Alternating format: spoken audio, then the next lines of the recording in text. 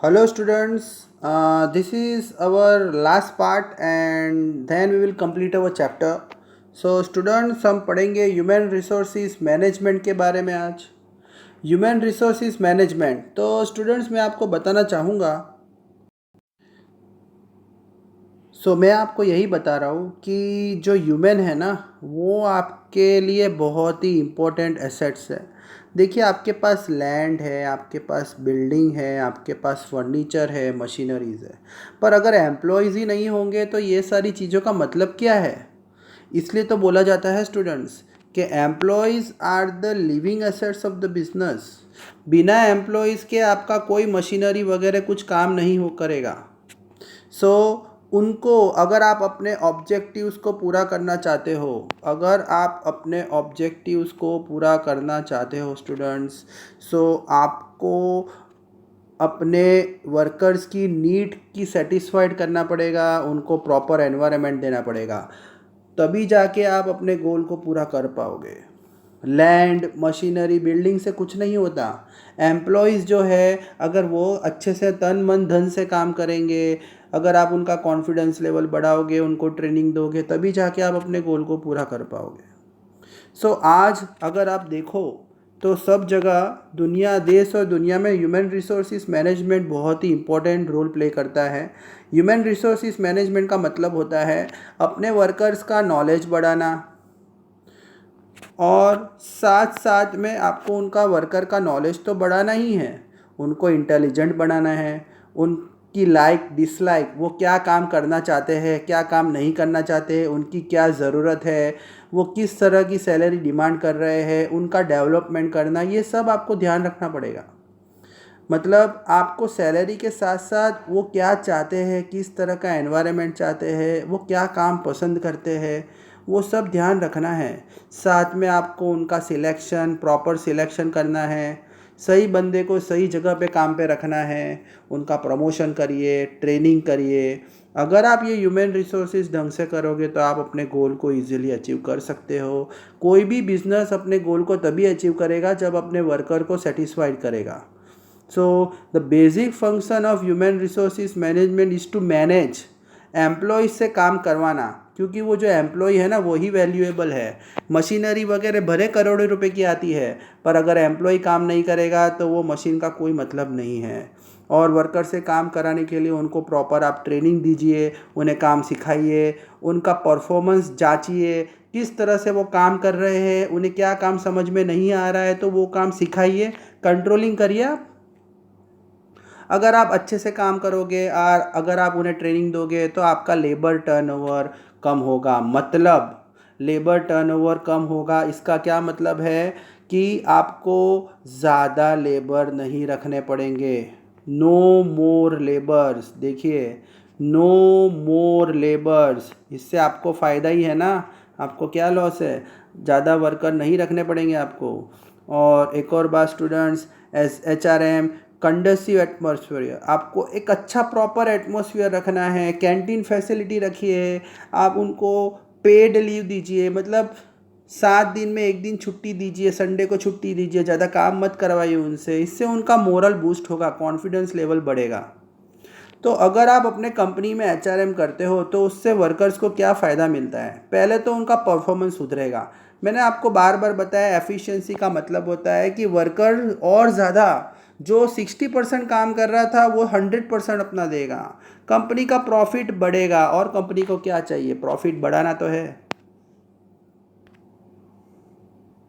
दूसरा, कंपनी की गुडविल बढ़ेगी। अगर क्वालिटी सुधारेंगे, वर्कर्स लोग अपना पूरा 100% एफर्ट देंगे, वो अपने रिसोर्सिस को वेस्ट नहीं करेंगे, तो कंपनी की गुडविल बढ़ेगी, क्वालिटी सुधरेगी कंपनी की, लोगों को एक वननेस की फीलिंग आएगी, सब यूनिटी में काम करेंगे, सब एकता में काम करेंगे, एज अ टीम में काम करेंगे, कंपनी का मैक्सिमम यूटिलाइजेशन होगा रिसोर्सिस का। जो रिसोर्सिस कंपनी के पास लिमिटेड है वो अच्छे से यूज़ होगा, ज़्यादा वर्कर्स आपको नहीं रखने पड़ेंगे, लेबर टर्नओवर कम होगा, आपको ज़्यादा वर्कर नहीं रखने पड़ेंगे, जो काम 50 लोगों से हो रहा है वो 20 लोगों से होगा, वर्कर्स को जॉब सेटिस्फेक्शन मिलेगा, काम करने में मज़ा आएगा क्योंकि एनवायरनमेंट बहुत अच्छा होगा कंपनी का। और इससे होगा क्या, कंपनी में शांति रहेगी। कोई स्ट्राइक नहीं होगा, सब यूनिटी में काम करेंगे तो स्ट्राइक नहीं होने वाली है। ओके स्टूडेंट्स, अब हम पढ़ेंगे फाइनेंशियल मैनेजमेंट के बारे में। यह भी बहुत ही इम्पोर्टेंट टॉपिक है स्टूडेंट्स। फाइनेंशियल मैनेजमेंट, फाइनेंस जो है वो क्या है, बिजनेस का लाइफ ब्लड है। बिना फाइनेंस के कोई काम नहीं होने वाला। सी लिखा हुआ है, नो एक्टिविटी इज़ पॉसिबल। ना परचेज होगा, ना सेल होगा, ना एडवर्टीजमेंट होगा। तो अगर आपके पास पैसा है तभी आप अपने बिजनेस को इस्टेब्लिश कर सकते हो। देखिए यहाँ पे लिखा है, बिजनेस को आगे बढ़ाना, बिजनेस को एक्सपांड करना, बिजनेस को मॉडर्न बनाना, ये फाइनेंस ही करता है स्टूडेंट्स। तो आपको फाइनेंस मैनेजमेंट अच्छे से आना चाहिए। इसमें एक्विजिशन, यूटिलाइजेशन एंड एलोकेशन। तो एक्विजिशन का मतलब होता है पैसा कहाँ से लाना। एक्विजिशन का मतलब क्या हम बैंक से लाए पैसा, क्या हम खुद का पैसा यूज़ करें, क्या हम इन्वेस्टर से पैसा लें, ये आपको ध्यान में रखना है और पैसे का अच्छे से यूज़ करना है। देखिए अगर आपने पैसे का वेस्ट किया, आपने कोई ऐसा प्रोडक्ट बनाया जो मार्केट में डिमांड में नहीं है, तो आप लॉस में जाओगे। सो स्टूडेंट्स, हम फाइनेंस मैनेजमेंट के फंक्शन डिस्कस करेंगे। तो सबसे पहले हम ये देखेंगे कि फाइनेंस मैनेजमेंट के फंक्शंस क्या है। तो पहले तो जब भी आप बिज़नेस स्टार्ट करोगे तो आपको पता होना चाहिए कि कितना पैसा आपके रिक्वायरमेंट है। बिज़नेस करने के लिए कितना पैसा आपको चाहिए, कितने टाइम के लिए चाहिए, मतलब क्या आपको 6 महीने के लिए पैसा चाहिए, 1 साल के लिए चाहिए। अगर आपको लॉन्ग टाइम के लिए पैसा चाहिए तो आप बैंक से लीजिए, और अगर आपको शॉर्ट टाइम के लिए चाहिए तो आप बाहर से कहीं इन्वेस्टर से पैसा उठाइए। बजट बनाइए, आप कितना, आप जो प्रोडक्ट बनाने वाले हो वो प्रोडक्ट में आपको रॉ मटेरियल के लिए कितना पैसा चाहिएगा, एडवर्टीजमेंट के लिए कितना चाहिएगा, वर्कर्स हायर करेंगे तो आपको सैलरी देने के लिए कितना पैसा चाहिएगा। फिर उस हिसाब से आप फंड को एलोकेट करिए, अरेंज करिए। फंड अरेंज करना बहुत ज़रूरी है। थोड़ा बैंक से लाइए, थोड़ा अपना निकालिए पैसा, थोड़ा बाहर से इन्वेस्टर से लाइए। कैपिटल स्ट्रक्चर डिसाइड करिए। देखिए स्टूडेंट्स, कैपिटल स्ट्रक्चर क्या होता है। कैपिटल स्ट्रक्चर का मतलब होता है थोड़ा लोन और थोड़ा हमारा। तो थोड़ा लोन का पैसा होना चाहिए,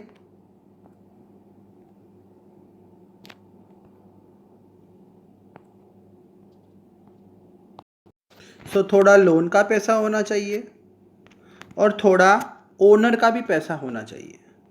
ओनर मतलब मालिक, मतलब थोड़ा बैंक से लो, थोड़ा हमारा पैसा हो, तो वही होता है कैपिटल स्ट्रक्चर। ओके स्टूडेंट्स, सो आपको समझ में आया कैपिटल स्ट्रक्चर क्या होता है। बिजनेस ऐसे करिए जिसमें हमारा भी हो पैसा और थोड़ा बाहर का हो। पूरा हमारा पैसा होगा तो हम लॉस हो गया हमें तो हम डूब जाएंगे। तो थोड़ा थोड़ा पैसा अरेंज करके आपको बिज़नेस स्टार्ट करना है, और वो पैसे को एक्वायर करना है, पैसा आपको बाहर से मंगाना है तो उसका क्या प्रोसीजर है। जैसे आपको पता होगा, अगर आप बैंक से अगर लोन लेते हो तो थोड़े बहुत एग्रीमेंट साइन करवाने पड़ते हैं, लॉयर्स हायर करने पड़ते हैं। तो ये सब आपको ध्यान में रखना है। और दूसरी बात कि अगर आप जब बाहर से पैसा लेते हो तो आपको ये बात का ध्यान रखना है जो यूटिलाइज हो रहा है बैंक का पैसा वो अच्छे से हो। अगर कहीं गलत प्रोडक्ट में आपने पैसा डाल दिया तो याद रखना, जब बैंक से पैसा लोगे तो आपको प्रॉपर्टी गिरवी रखनी पड़ेगी, उसे हम मॉर्गेज भी बोलते हैं। तो आपकी प्रॉपर्टी भी बाहर चली जाएगी और आपकी गुडविल भी डिस्ट्रॉय हो जाएगी। और फाइनेंशियल पॉलिसी आपकी अच्छी होनी चाहिए। मतलब फाइनेंशियल पॉलिसी का मतलब होता है, अगर आपने बाहर से पैसा उठाया है तो आप ज़्यादा क्रेडिट में धंधा मत करिए, आप कैश में धंधा करिए। ज़्यादा क्रेडिट में धंधा करोगे और आपका पैसा फंस गया तो आप कहीं के नहीं रहोगे। टैक्सीज का अरेंजमेंट प्रॉपर होना चाहिए। गवर्नमेंट को टाइम टू टाइम टैक्स पे करना है, तो वैसा बिजनेस करिए कि टाइम टू टाइम आप टैक्स पे कर सको। दूसरा, आपके पास जो प्रॉपर्टी है उसका भी अच्छे से मैनेजमेंट करिए।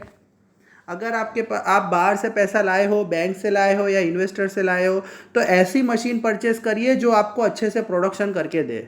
अगर आप कहीं चाइना वाइना से मशीन लाते हो और अगर वो मशीन बिगड़ गई तो आपको ही लॉस होगा। आपको बैंक को और बाहर के इन्वेस्टर्स को जवाब देना पड़ेगा, मार्केट में रेपुटेशन डाउन हो जाएगी। अब हम आते हैं लास्ट टॉपिक पे जो हमारा है। तो स्टूडेंट्स, हम लास्ट टॉपिक पढ़ेंगे अब, प्रोडक्शन मैनेजमेंट। प्रोडक्शन मैनेजमेंट का मतलब होता है जो रॉ मटेरियल्स होते हैं उसे तैयार करना है, वो भी किसकी मदद से? ह्यूमन एफर्ट से। मतलब आप अपने एम्प्लॉयज़ की मदद से जो रॉ मटेरियल है उसे कन्वर्ट करके फाइनल गुड्स में कन्वर्ट करोगे, तो वही होगा प्रोडक्शन मैनेजमेंट। तो अब हम आते हैं कि प्रोडक्शन मैनेजमेंट में आपको क्या करना है। सबसे पहले आपको प्रोडक्ट प्लानिंग करनी है। मार्केट में जाके सर्वे कीजिए कि किस तरह की रिक्वायरमेंट है कस्टमर की, वो किस तरह की पैकिंग मांग रहा है। फिर उसके बाद आप डायरेक्शन और कंट्रोलिंग का प्रोसेस कीजिए, वर्कर्स को गाइड कीजिए, कंट्रोलिंग करिए, और कोऑर्डिनेशन तो होना ही चाहिए। अब जो ये लास्ट इसके जो पॉइंट्स है वो हम एक एक करके डिस्कस कर लेंगे। सबसे पहले तो प्रोडक्शन प्लान आपका तैयार होना चाहिए। मतलब आपने देखा होगा कि मार्केट में जाके जब आप सर्वे करोगे तो आपको पता होगा कि भाई किस तरह की पैकिंग होनी चाहिए, किस तरह का आपका प्रोडक्ट का वेट, साइज़, शेप होना चाहिए। रिसर्च तो आपने किया ही होगा। तो मतलब प्रोडक्शन प्लान आपने बना लिया है कि मार्केट में आप ये प्रोडक्ट को लॉन्च करेंगे, और उसके बाद आपको जब आप लॉन्च करो उसके पहले आपको रिसर्च करना है। उसके बाद ये तैयार कीजिए प्रोडक्शन मिक्स। प्रोडक्शन मिक्स में मैंने आपको बताया था कि किस तरह का colour, shape, size, guarantee, warranty, आपके प्रोडक्ट की प्राइस, आपको क्या टेक्नोलॉजी की रिक्वायरमेंट है, और आप कहाँ पे अपनी फैक्ट्री को लॉन्च करोगे।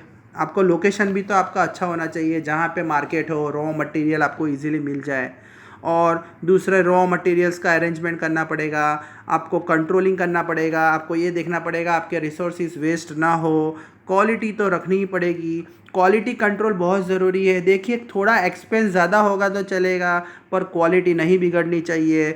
दूसरे छोटे मोटे जो खर्चे होंगे, रॉ मटेरियल अगर वेस्ट हो रहे हैं तो उस पर आपको ध्यान रखना है। दूसरा, जो आप सामान बनाओगे वो थोड़ा उसमें वेरिएशन लाइए। एक ही तरह का सामान अगर आप बार बार बेचोगे तो थोड़ी बैड इम्पैक्ट क्रिएट होगी। तो थोड़ा आपको अपने प्रोडक्ट में वेरिएशन लाना पड़ेगा, मतलब थोड़ी वैरायटी लानी पड़ेगी, थोड़ा बहुत आपको प्रोडक्ट में चेंजेस लाना पड़ेगा, तब जाके कस्टमर जो है वो अट्रैक्ट होगा। ओके स्टूडेंट्स, आई होप आपको ये चैप्टर अच्छे से समझ में आया होगा। And today I have completed my chapter. Now we will start the eco and I will upload it within 1 to 2 days. Thank you very much.